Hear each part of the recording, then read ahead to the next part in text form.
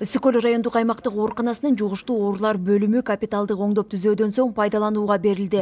Бейтапкананын ачылыш аземи вице-премьер-министр Эльвира Сурабалдиева, саламаттык сактоо министри Алымкадыр Бейшеналиевдин жана жергиликтүү бийлик өкүлдөрүнүн катышуусунда өттү. Оорубасын. Эч кимиси оорубайт. Бөлүктөр оорубагыла. Аталган бөлүмдүн ремонт иштерине республикалык бюджеттен 22 миллион сом бөлүнгөн. Учурда бейтапкана жаңы эмерек жана заманбап жабдуулар менен камсыздалып, бейтаптарды кабыл алууга даяр. Келип жалпы биякта жамаат менен сүйлөшүп, эмне керек, кандай потребностьтер бар, эмнесин дагы кошумчалап Бишкектен тиги борбор тараптан бюджеттен дагы кайсы керектүү оборудованиясы керекпи, жалпы бул жактагы медайымдардын саны боюнча иштеп жаткан докторлорубуздун мындай көйгөйлөрү боюнча талкуулаш үчүн атайын өзүм келип көрүп кетип атам. Мындан тышкары дагы көлдүн эми берки жагына кийинки жолу келгенде барабыз. Бул жактан, бул тарапта, бул жектен деген ооруканаларды, жалпы соц объекттерди кыдырып, кырдаал боюнча сүйлөшүп кеткен мындай. Ошол ой пикир менен кыдырып жүрөм да, жолугуп. Облустагы саламаттыкты сактоо тармагында аткарылып жаткан иштерден кабар алууга келген эл өкүлдөрү Кара Ой айылындагы ишке кирип жаткан үй бүлөлүк дарыгерлер тобунун ачылышына да күбө болушту. Алсак, буга чейин айылдагы 3,5 миң калкка 1950-жылдары салынган имаратта медициналык тейлөө көрсөтүлүп келген. Райондук администрация жана Арес уюмунан бөлүнгөн 5 миллион сомго жаңы имарат тургузулуп, заманбап шарттар түзүлдү. Жаңы шарттарыбыз бар, бизге заманбап, ылайыктуу, ысык суу, муздак суубуз бар, жылуу аябай, жарык, мындай иштегенге бүт шарттар түзүлүп берилди бизге. Калк саламаттыгына кам көрүүдө райондо көйгөйлөр дагы жок эмес. Алсак, Чолпон Ата шаарындагы үй бүлөлүк дарыгерлер борборунун имараты оңдоп түзөөгө муктаж. Аталган маселе менен вице-премьер-министр жана саламаттык сактоо министри жеринен таанышып чыгышты. На местах кандай проблема, ачык, айкын айтып, мына жанакындай лесное хозяйствого тиги жакта бош сонун имарат турса, алар с удовольствием көчөт. Ошондой эле жумушчу топ Чолпон Ата шаарындагы Алтын балалык балдар ден соолук борборунун учурдагы ишмердүүлүгүнөн маалымат алышты. Белгилей кетсек, аталган борбордун курулушу толук аягына чыкпай, көп жылдан бери токтоп турат. Мындай проекттелген эми кол алында турган нерселерди биз же иштете албайбыз. Анан мамлекеттик мүлктө болгон нерселер мен таң калганым, же элге пайдасы келбейт, же мамлекетке пайдасы келбейт. Анан үстүндө отурабыз да.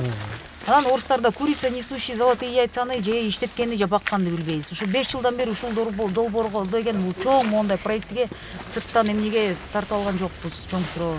Вице-премьер-министр иш сапарынын алкагында облустук саламаттык сактоо мекемелеринин жетекчилери, жаш врачтар жана облус аймагындагы медициналык мекемелерде практика өтөп жаткан ординаторлор менен жолугушту. Анда коронавируска каршы туруу жана өлкөдөгү эпидемиологиялык кырдаалды турукташтырууда жаш адистердин эмгеги өзгөчө экендигин Эльвира Сурабалдиева белгилеп, аларга ыраазычылык билдирди. Ошону менен бирге кызыл зонада кызмат кылган ак халатчандарга алкыш баракчалары, акчалай сыйлыктар тапшырылды.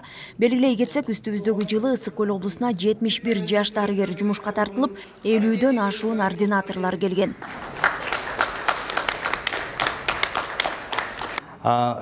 Первый удар получили именно вот мы, медики. Коронавирустун биринчи толкуну алгач эле ак халатчандарга чоң сокку болду. Бирок кыйынчылыктарга карабай кырдаалдан чыгып жаттык. Эми ошол эмгегибизди мамлекет баалап, сыйлык тапшырганы үчүн ыраазычылык айтам. Отдельно спасибо им. Жаш врачтар иштеп атыптыр, ошолор менен жолуктук, алардын көйгөйлөрүн уктук. Азыркы жетпей аткан, ошо пандемия убагында жетпей аткан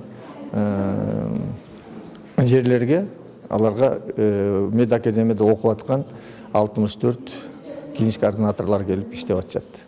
Алар дагы азыр мына главврачтар менен өзүнчө собрание өткөргөндө, алар эң чоң жумушту аткарып атышат. Күнү түнү иштеп, күнү түнү дежурство алып, эмчиндегенде бизде азыр больницаларда, аймактарда көп врачтар жетишпейт.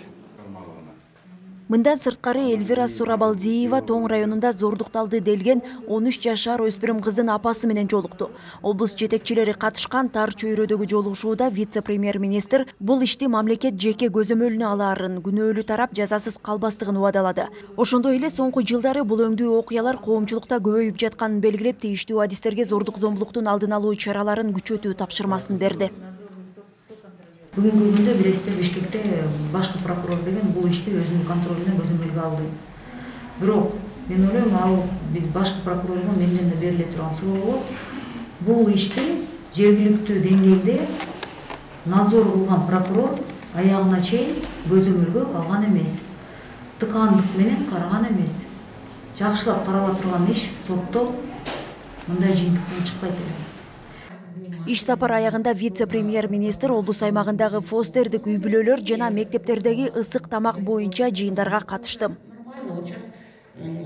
Данагүл Алиева, Жакшылык Чортонов, ЛТР, Ысык Көл облусу.